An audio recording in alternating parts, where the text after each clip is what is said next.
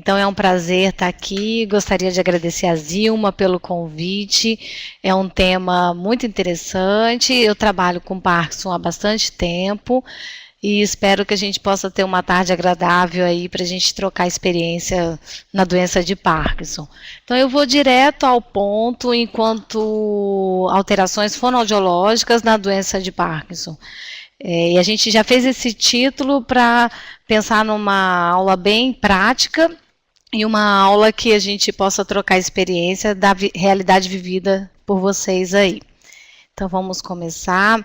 Eu sou fonoaudióloga, sou professora do Departamento de Fonoaudiologia aqui da UFES e trabalho aqui no Hospital Universitário. Opa, vamos passar ao próximo slide. Apertei errado aqui. Aqui, beleza. Então, a doença de Parkinson é uma desordem neurológica crônica progressiva. E o que acontece? Há uma degeneração do sistema nervoso e a causa a gente ainda não sabe, né? Então, acomete os núcleos da base do sistema nervoso central. Tem vários sintomas que aparecem na doença de Parkinson. Entre eles, a bradicinesia, hipocinesia, rigidez, tremor, instabilidade postural, postura de flexão, e os sintomas mais fonoaudiológicos aos quais a gente trata são a disartria, a disfonia, disfagia e as alterações não motoras, que a gente também lida, por exemplo, alterações de sono, alterações como depressão e do humor. Hoje nós vamos tratar bastante sobre a laringe. Então, esse primeiro slide mostra onde está a laringe. É um órgão emprestado do sistema respiratório, do sistema digestório, que fica nessa posição do pescoço. Então, numa visão lateral, vocês podem observar que ela possui cartilagem, músculo e ligamento. E aqui numa visão anterior, se vocês observarem esse número 7, é o pomo de Adão, é o gogó, é aquele que a gente consegue visualizar no pescoço das pessoas. Todo mundo tem o pomo de Adão. Nos homens é mais proeminente, por uma ação de crescimento hormonal e da estrutura física. Tanto mulheres como homens têm a mesma estrutura de laringe. E é com essa estrutura que nós vamos lidar, tanto para a questão da fonação, como para a questão da deglutição. A doença de Parkinson é bem conhecida mundialmente, inclusive nós temos aí várias celebridades, né, como o Papa João Paulo, Muhammad Ali, que teve a doença de Parkinson, o Michael Fox, que é um grande artista que, inclusive, injeta um dinheiro importante em pesquisas, né, nos Estados Unidos para fomento aí na área de estudos da doença de Parkinson. O Michael Fox, inclusive, é um dos grandes patrocinadores e investidores em pesquisa na área da voz, que é um dos tratamentos que a gente tem um método específico para tratamento da doença de Parkinson, mas aí para fonoaudiólogo. Né? Então, nós temos aí tantas celebridades com Parkinson, mas nós temos aquele nosso usuário, aquele paciente que está no nosso dia a dia e lá na unidade de saúde que vocês têm contato. A comunicação humana, ela acontece de várias formas, né? Pelo olhar, pelo gesto, pela escrita, né? Muitas vezes quando a gente manda... Saiu aqui para mim, Zilma? Saiu aqui dela. Só um minutinho que a gente vai retornar à página. Na hora que eu cliquei na setinha, saiu a tela. Mas eu posso continuar falando? Voltou. Então, a gente tem várias formas de comunicar. Muitas vezes a gente está com uma outra pessoa e só pelo olhar ele já entende a mensagem. Mas a principal forma de comunicação humana que a gente usa plenamente é a comunicação oral, né? Quando a gente fala com o outro e quando a gente ouve o outro. Então, essa relação com o outro que se dá pela forma oral é o que nos fortalece como seres humanos, é o que nos diferencia, inclusive, de outros animais. Né? E aí, o grau de importância, e nós vamos entender como que isso tem relação com o Parkinson. Então, novamente, aqui a laringe, ela está posicionada nessa região do pescoço, anteriorizada, e isso é importante a gente ter bem consolidado na nossa cabeça, porque tanto na deglutição como na fonação, nós vamos estar monitorando esse paciente a partir do movimento da laringe. Num outro corte, né, aqui na lateral, vocês podem observar que a gente consegue ver as pregas vocais, que elas ficam numa posição horizontalizada no pescoço. E como é que é a produção da fonação? Como é que esse som sai? Então, aqui num desenho mais coloridinho, novamente o pomo de Adão, tá? Aqui nessa visão lateral também. E aqui internamente vocês podem observar as estruturas de pregas vocais, tá? Essas são as estruturas que o ar que vem do pulmão passa pelas pregas vocais e produz um som muito básico. E esse som vai ser modelado aqui nas pregas vocais e ressoado lá em cima nas caixas de ressonância. Então, quando eu faço, por exemplo, o som do A, isso é só a prega vocal. Se eu movimentar a minha língua e fizer a, lá, eu já faço uma produção do som do L formando uma sílaba. Então, fonação, esse é o conceito. Vem a partir de um ar que sai dos pulmões, vibra as pregas vocais e que esse som vai ser ressoado e modificado nas caixas de ressonância. Quando a gente observa a doença de Parkinson, se vocês já têm contato com esse tipo de paciente, pode observar que tanto o som que sai da laringe, que é um som aqui de baixo, como o som que é ressoado lá nas caixas de ressonância, pode estar alterado. Muitas vezes o som que sai aqui de baixo da laringe é um som mais fraco, com intensidade menor. E às vezes a gente tem dificuldade de ouvi-lo. A gente pede, repete, o que o senhor disse? Fala de novo. Ou então, muitas vezes, o cuidador ou a família fala assim, você está falando muito baixo, não estou te ouvindo, né?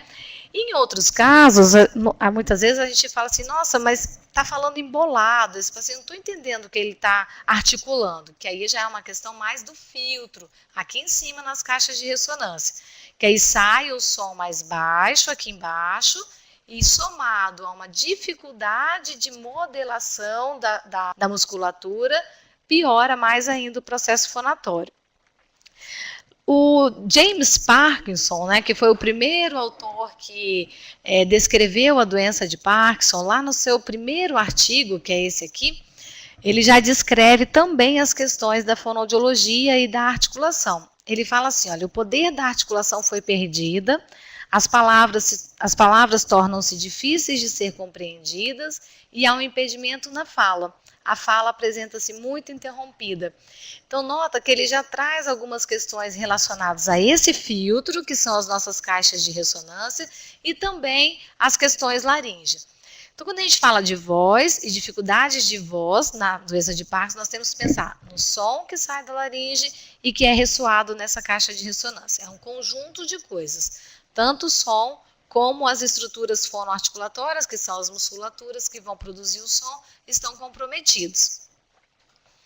90% dos pacientes com Parkinson têm alteração na comunicação. Isso é um estudo bem antigo, mas que hoje em dia já foi atualizado, mas a média, infelizmente, continua a mesma. Então, é uma doença que, invariavelmente, vai ter uma história natural cursando com alteração de comunicação.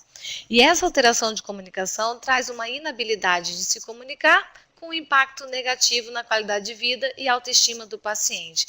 O que a gente vê na prática, né? O paciente ele se torna menos expansivo com relação à comunicação, ele fala menos, ele fala e você não entende, aí ele não quer repetir mais porque ele fica desgastado, ele não quer ficar repetindo.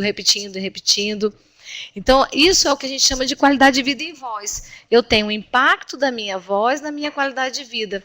E isso mostra como que muitas vezes é um parâmetro apenas, que é de comunicação, que a gente tem vários outros sinais e sintomas, mas o quanto que isso impacta na vida do sujeito. Então, além de todos os sintomas da doença, ele ainda para de falar, começa a se engasgar, o que a gente vai falar mais na frente, ele já não tem mais tanto apetite de alimentação, então ele já não está mais nas rodas de conversa. Muitas vezes é um paciente que gostava de conversar, mas que as pessoas com dificuldade de entendê-lo não conseguem mais compreendê-lo, ele vai desanimando. Então, a gente tem que ter um olhar mais especial para essa questão da comunicação e da deglutição. E quais são os marcadores vocais que a gente pode trabalhar com vocês quando vocês estiverem com o paciente e ficarem atentos auditivamente? Fazendo um parênteses aqui, o fonoaudiólogo, a gente tem várias estratégias de avaliação do paciente. Estratégias objetivas, onde a gente grava a voz do paciente, né, a gente registra pré e pós, mas a avaliação principal do fonoaudiólogo, e vai poder ser de vocês também, é a avaliação auditiva. É quando a gente escuta esse paciente e já começa a notar que tem algum impedimento na fala, eu não consigo compreender esse paciente, já está dando algum sinal que a gente tem que ter um olhar específico para a fonação desse paciente. Então, como é que a doença de Parkinson manifesta com relação à voz? A voz fica monótona. E o que é isso? É uma voz com monotom. Ela é sempre uma voz reta, ela não faz a medulação bom dia, ele não traz esse grave e agudo, fica sempre numa voz bom dia, tá? Isso, quando é uma frase pequena, passa desapercebido. Num contexto geral, de uma fala maior, você tem aquela sensação de uma fala chata, uma pessoa desanimada, parece sempre que está, né, triste, deprimido, mas na verdade é o marcador vocal. Um outro parâmetro bem específico é a baixa intensidade. Inclusive, é o mais importante na evolução da doença. Os pacientes começam a declinar o volume vocal. E muitas vezes, o que acontece? A gente, ouvindo esse paciente falar, numa conversa dialogada, eu com o paciente com a esposa, o paciente com o técnico ou com o médico numa consulta, se for num ambiente controlado, a gente até entende. Mas se vai para a rua ou se está na calçada e tem um pouco mais de ruído, a mesma fonação, que dentro do consultório eu estava ouvindo bem, lá fora eu já não escuto tão bem. Isso mostra como é tão difícil avaliar realmente o que é baixa intensidade. Mas a família que está junto com esse paciente percebe bem e eles falam isso. A grande queixa do paciente eu não consigo entender, do paciente não, da família, né? Eu não consigo entender o que ele fala, ele está falando muito baixo, tá? O paciente também tem uma velocidade diminuída, e isso é por conta da dificuldade da motricidade da musculatura, desse movimento. Notem quando eu estou falando com vocês, o meu lábio, a minha língua, a laringe, isso mexe de uma forma muito rápida e muito precisa. Para a gente garantir a velocidade de fala, eu preciso dessa precisão articulatória, inclusive. Então, como o movimento ele tem rigidez e bradicinesia do corpo todo, dessa musculatura que também é estriada, que é o mesmo tipo de músculo, também vai ter dificuldade na movimentação. Então, ele fala mais devagar, né, de uma velocidade bem diminuída, a ponto de, associado com essa voz monótona, me dar a sensação de lentidão e de que não está tão interessante a fonação dele. A subarticulação é um outro parâmetro bem importante, eles não abrem tanto a boca, então você nota que esse movimento articulatório ele não é de uma forma ampliada, porque quando o som sai aqui da laringe, ele tem que vir para a caixa de ressonância e sair. Se eu fizer uma voz muito travada, sem movimentar a minha arcada dentária, a minha musculatura, igual eu estou fazendo agora, esse som tende a ficar mais baixo ainda. E um outro sintoma é o tremor, que pode também aparece nos membros e pode aparecer também na sua fonação. O que isso tudo, esses marcadores que eu citei agora, podem trazer? Então, dificuldade para o ouvinte, que a grande queixa eu não consigo entender o que ele fala, tá? A redução da comunicação, a intenção comunicativa reduz, porque obviamente que o paciente, à medida que vai tendo muita dificuldade em ser compreendido, ele perde o interesse em falar com o outro. Então há um isolamento e uma redução do padrão comunicativo. O que nós temos de prancha? Esse é um slide até está em inglês, porque ele é feito assim por uma certificação nossa, mas nós temos uma voz muito forte, que é o grito, o falar forte, vou marcar, o grito, o falar forte, uma intensidade normal, aquela que a gente espera realmente numa conversa dialogada, o falar suave, quando você reduz um pouco o seu volume, e o muito suave, o muito fraco. Então, a doença de Parkinson, o paciente geralmente fica neste contexto aqui, entre o fraco e o muito fraco. E isso aqui é o que dificulta realmente a gente compreendê-lo. Notem que o paciente ele tem uma tendência também a fazer uma flexão do corpo para frente. Se vocês já observaram a doença de Parkinson, ele faz toda essa flexão para frente e para baixo. Se eu falo fraco e falo ainda olhando para o chão, depende obviamente do grau do avanço da doença, isso dificulta mais ainda o ouvinte em compreendê-lo. E aí, o que nós colocamos em como lidar realmente com isso, a gente tem que dar comandos para o paciente de que ele sim é capaz de produzir uma voz mais forte. É músculo que tem ali na laringe e ele tem um sistema nervoso capaz de atender esse tipo de comando.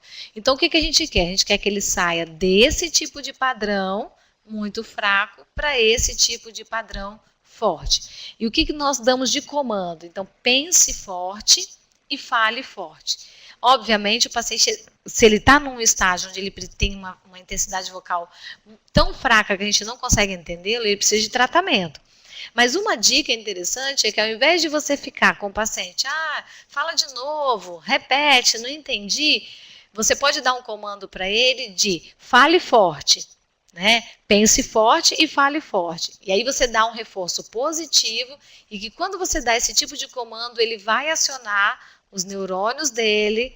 Obviamente que à medida que a gente repete isso com o paciente, ele vai tentando se modelar um pouco mais e tentando sair desse padrão para esse. E aí sim a gente vai conseguir entendê-lo. E essa é uma prancha bem interessante, que eu gosto de mostrar em todas as aulas, para mostrar que não tem muito limite. Essa é uma prancha feita por um paciente com doença de Parkinson. Ela era artista plástica, então você vê que tem um dom aí para desenho, mas a gente tem que envolver o paciente nessa atitude comunicativa. Mostrar para ele que ele tem coisas importantes para dizer, que ele é capaz de conseguir se comunicar, né, e que ele tem potencial independente da doença. Então, o que nós notamos? Que mesmo com a doença vigente, a gente consegue fazer produção saudável e tratar esse paciente e dar comandos que facilitem a vida dele. E falar forte é uma das coisas. Muito bom. Passando agora da fala para a deglutição, o que é a disfagia, né? A disfagia é uma dificuldade de deglutição, tanto de processo agudo, como no processo crônico. Então, no caso da doença de Parkinson, é um processo crônico que interfere nesse transporte do alimento da boca até o estômago. Nós temos várias causas de disfagia, que é essa dificuldade de engolir. Pode ser mecânica, pode ser neurogênica, no caso da doença de Parkinson, decorrente da idade, psicogênica e induzida por drogas. Nós vamos focar bastante na questão da neurogênica, que é a dificuldade de engolir decorrente de uma doença neurológica. Como é que a gente divide a deglutição? Então, nós temos 4 fases. Isso para a gente entender bem didaticamente, porque para cada fase a gente pode fazer um tipo de intervenção ou um tipo de estratégia para esse paciente melhorar a deglutição dele. Então, nós temos a fase preparatória oral, a fase oral, a faríngea e a esofágica. Então, vamos ver aqui. Então, esse é um esquema onde eu tenho todas as fases aqui, mas eu vou detalhar cada uma delas para vocês. Então, aqui, olha, é a preparatória oral. Nota, eu vou botar a setinha mais perto, que tem um alimento dentro da boca. A preparatória oral é a fase onde a gente sente o cheiro da comida, a gente sente vontade de se alimentar, onde a gente realmente prepara o alimento. Muitas vezes a gente saliva antes, né? Minha boca encheu d'água. Isso já faz parte da deglutição. A fase oral é onde eu já mastiguei esse alimento, eu vou empurrar esse alimento para trás, tá? E a fase faríngea, aqui mais embaixo, quando ela já está passando pela laringe, e por isso que foi o meu primeiro slide, a laringe ela protagoniza tanto a fala como a deglutição e vai para o esôfago esse resíduo alimentar. Então, nós vamos ver cada um deles. Só situando a questão anatômica, aqui vocês podem observar que é o palato mole, que é a campainha, a úvula, que faz um movimento bem importante de fechamento durante a deglutição, porque é como se fosse uma válvula também. E não deixe esse alimento subir aqui para a cavidade do nariz, tá? A úvula, ela se contrai e olha que depois ela relaxa, tá? Porque depois o alimento vem todo aqui para baixo. E além do movimento da úvula, do palato mole, a gente tem um movimento bem importante da língua, vou mostrar para vocês, na hora que faz a ejeção do alimento. A língua faz uma âncora atrás do dente e faz como se fosse uma bomba de propulsão. Ela baixa essa parte mais posterior, jogando o alimento lá para baixo. Então é um jogo pressórico mesmo. E notem, assim como a fala, a deglutição também depende de movimentos bem refinados e bem sincronizados. E isso a gente já começa a entender que se na doença de Parkinson a gente tem bradicinesia, lentidão de movimento, rigidez de movimento, esses movimentos aqui tão específicos podem estar comprometidos também.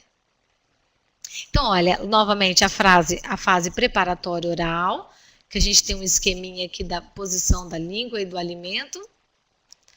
A fase oral, onde eu tenho já a bomba de propulsão, e é uma fase muito importante na doença de Parkinson, porque depende da mastigação do alimento e muitas vezes o paciente também usa a prótese dentária. Ou não, né? Às vezes ele nem a prótese dentária tem. Ou muitas vezes tem uma dentição que não está tão adequada para receber o alimento sólido, para ser mastigado. Então, notem que a gente tem que avaliar cada ponto. Então, na fase oral, prestar bastante atenção na dentição e nas falhas dentárias. E como é que está a musculatura para ejetar esse bolo para trás. Mas pensando na dentição também, porque é quem vai preparar o alimento para descer por essa região até chegar ao esôfago. Muitas vezes uma orientação simples, como a avaliação da dentição desse paciente, pode esgotar o problema dele. Se ele está com dificuldade, por exemplo, toda vez que ele come alimento sólido, ou ele não mastiga, ou ele está rejeitando o alimento sólido, e às vezes adaptar uma prótese dentária ou organizar melhor a dentição já resolveria esse tipo de problema. A fase faríngea, então é quando o alimento, olha, já está passando lá pelo esôfago. E muitas vezes, a gente até comenta, né, que a epiglote, ela faz esse movimento de portinha, né? O movimento correto, na verdade, ela faz uma lateralização. Aqui é um esquema, né? Mas realmente, o que ela faz? Ela protege a laringe, a via aérea do alimento, não pode entrar pelo estômago, pelo laringe e pelo pulmão. Ele tem que cursar até aqui atrás, onde é o esôfago. Quando o alimento, essa é uma fase muito importante, é a fase onde o paciente refere bastante que está se engasgando, porque o alimento, a epiglote, toda a movimentação da laringe não foi suficiente para combater essa falha da musculatura. Então o alimento escapuliu lá para dentro, é a hora que ele tosse, né? E é a hora que ele penetra o alimento para o pulmão, ocasionando aí as pneumonias aspirativas.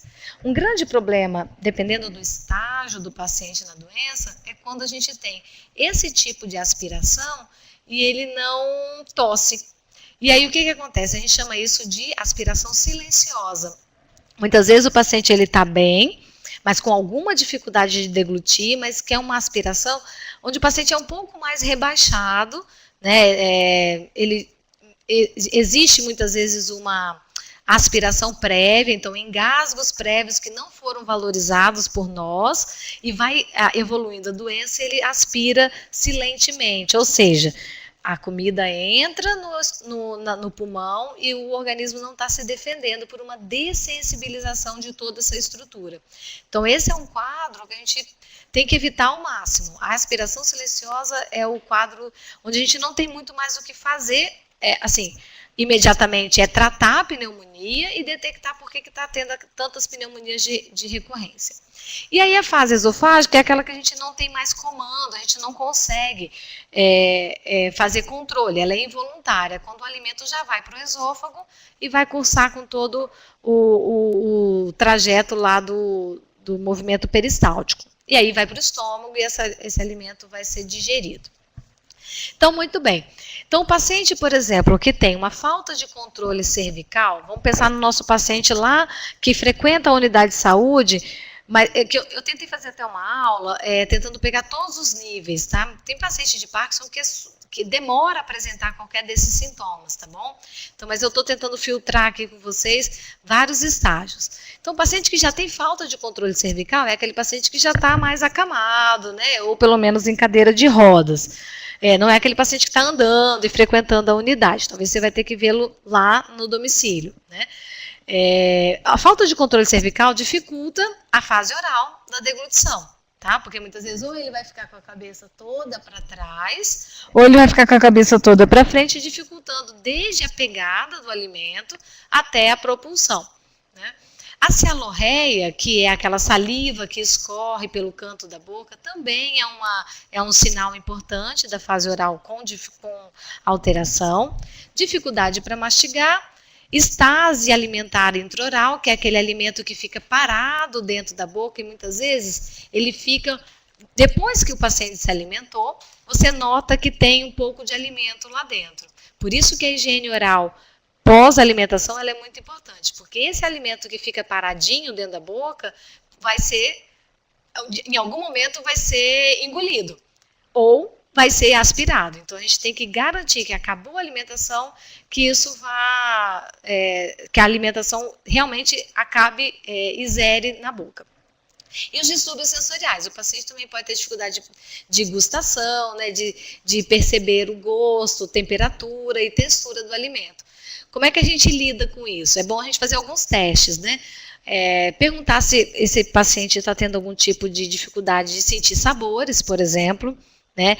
Muitas vezes a gente dá um alimento mais amargo e ele nem faz careta, ou mais azedo, né? Um limão, por exemplo, um suco de limão mais azedo, e o paciente nem reage. Então, são dicas que a gente vai ficar atento para saber se está tendo uma dessensibilidade. Já na fase faríngea, quando o paciente apresenta tosse, regurgitação, aspiração, atraso no reflexo de deglutição, então é aquele alimento que fica muito tempo dentro da boca, né, e ele não engole, pouca elevação de laringe e sensação de alimento preso na garganta. Isso tudo a gente pode observar no paciente, por exemplo, a tosse, né, a regurgitação, que é o engasgo e a tosse junto, e a sensação de corpo estranho, de alimento parado, o paciente fala para a gente e muitas vezes você pode perguntar, né? Quando você se alimenta, sente que o alimento fica parado na garganta? Isso pode ser um sinal de que o trânsito oral não está tão adequado. Já na fase esofágica, que é uma que a gente tem um manejo menor, está relacionada à regurgitação após refeição, é quando o paciente faz vômito mesmo, dificuldade com sólido, porque para passar lá no esôfago, se é um alimento que já foi pouco mastigado lá em cima, e ele ainda tem dificuldade aqui, mas isso aumenta a dificuldade, tá? E estase alimentar e essa sensação de corpo estranho também, né? Sensação de alimento parado. E ainda pode acontecer a aspiração tardia, quando o alimento volta e entra na laringe. Então, assim, eu já comi, já dei a comida para o meu paciente, ele já se alimentou e depois de um tempo ele tem engasgos com recorrência. Isso aqui é uma coisa interessante para a gente observar. Será que está voltando do esôfago? E a gente observar isso.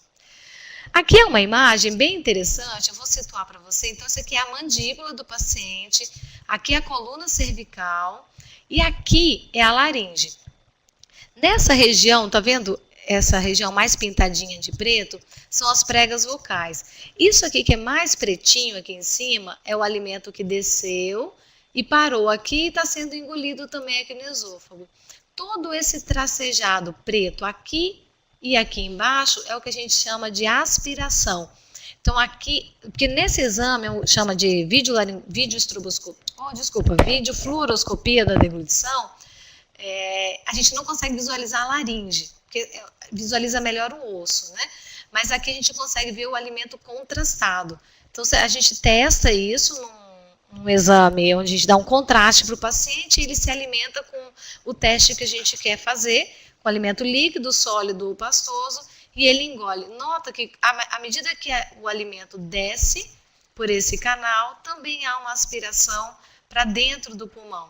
Isso aqui é o que a gente chama de aspiração silenciosa ou aspiração que tenha o engasgo, mas é quando entra no pulmão. É isso que a gente tem que ficar muito atento, porque a partir desse momento o paciente já corre risco de vida, inclusive por conta de pneumonias de recorrência.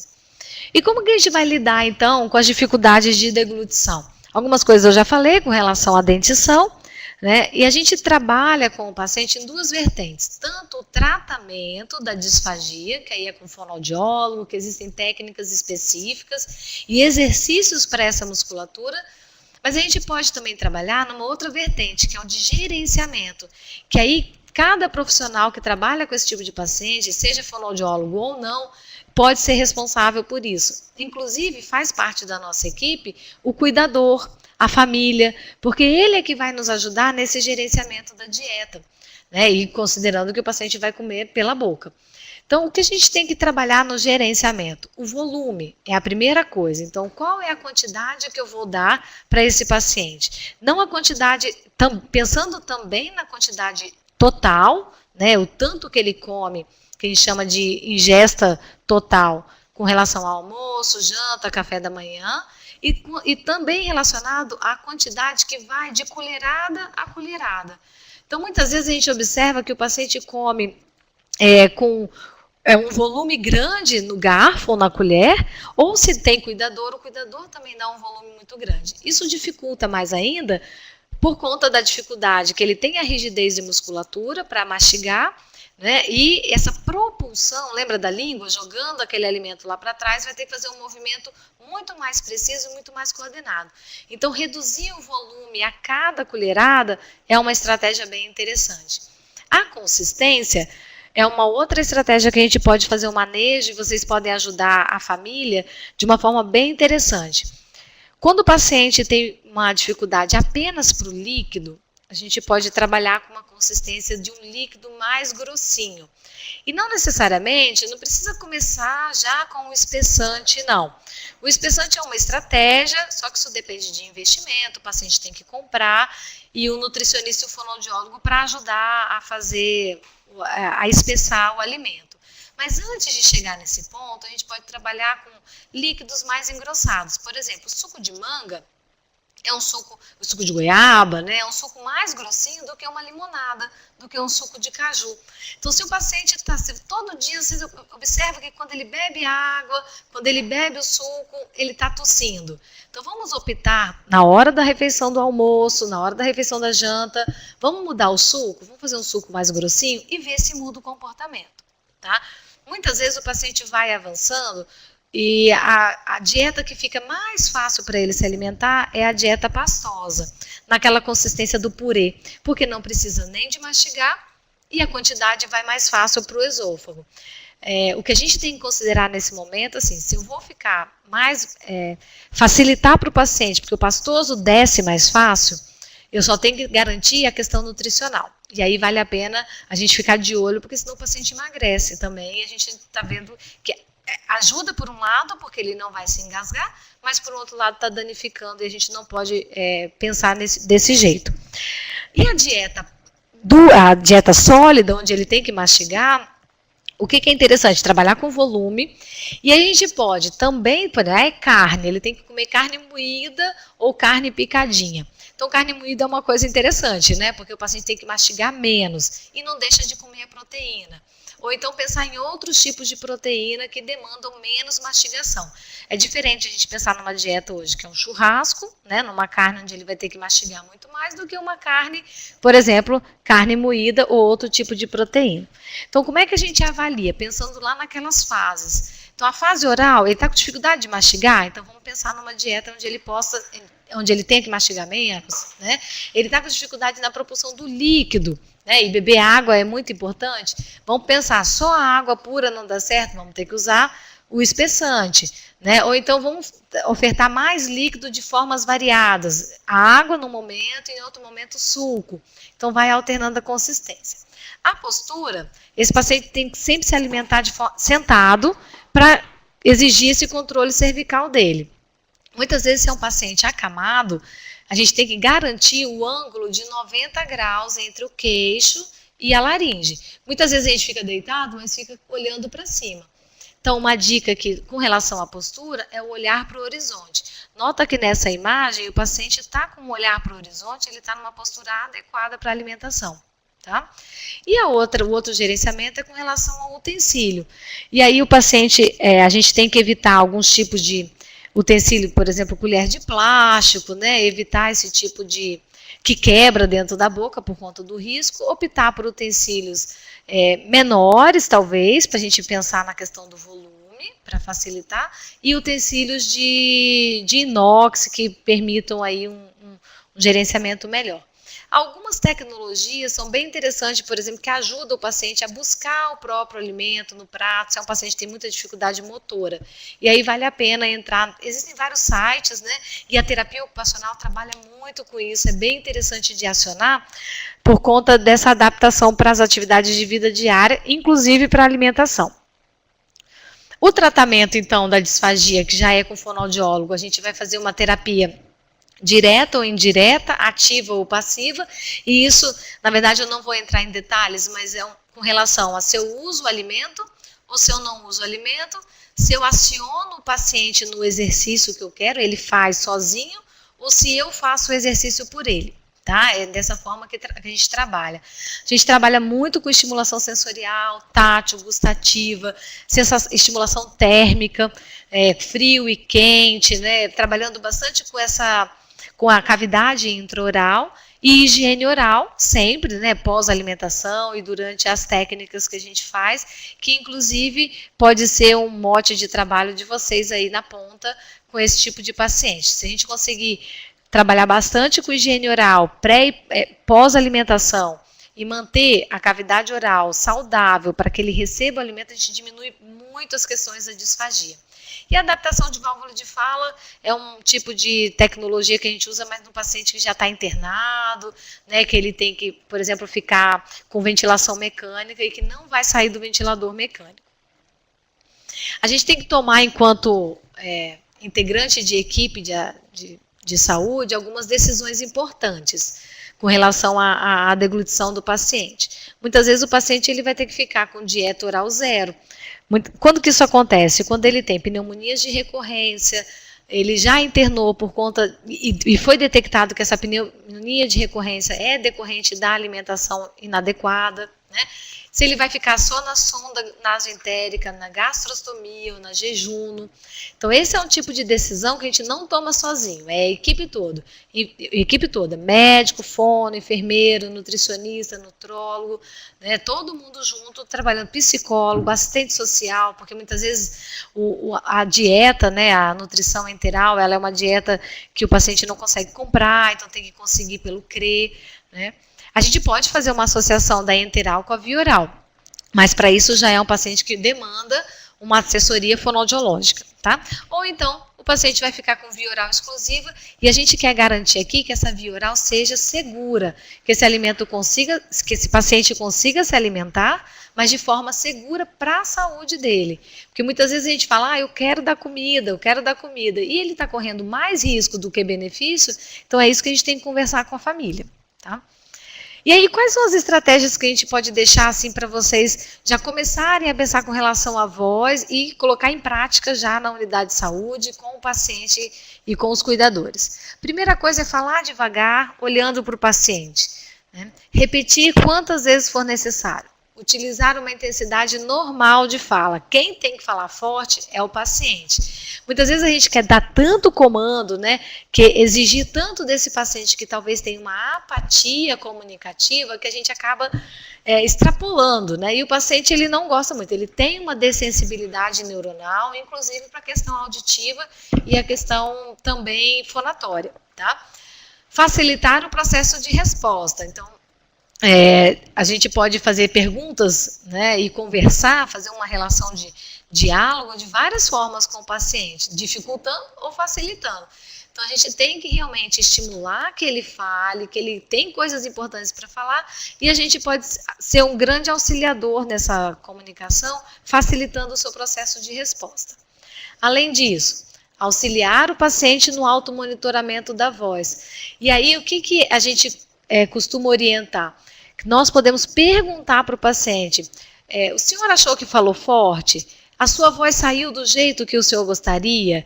Né? Esse tipo de feedback para ele, e não ficar falando para ele, olha, não estou entendendo o que você fala. Não, devolve para ele, para que ele se automonitore e ele consiga falar forte na próxima vez. Tá? Isso é uma coisa muito importante, porque a doença vai continuar.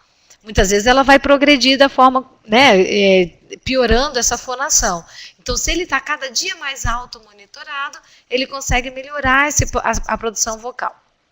Estimular a atitude comunicativa. A gente tem que valorizar isso no paciente, que não é porque está com a doença, não é porque tem essa dificuldade de falar, que ele tem que parar de falar. Que a gente quer ouvi-lo, que ele tem coisas importantes para falar e que ele é capaz de fazer isso independente da alteração motora.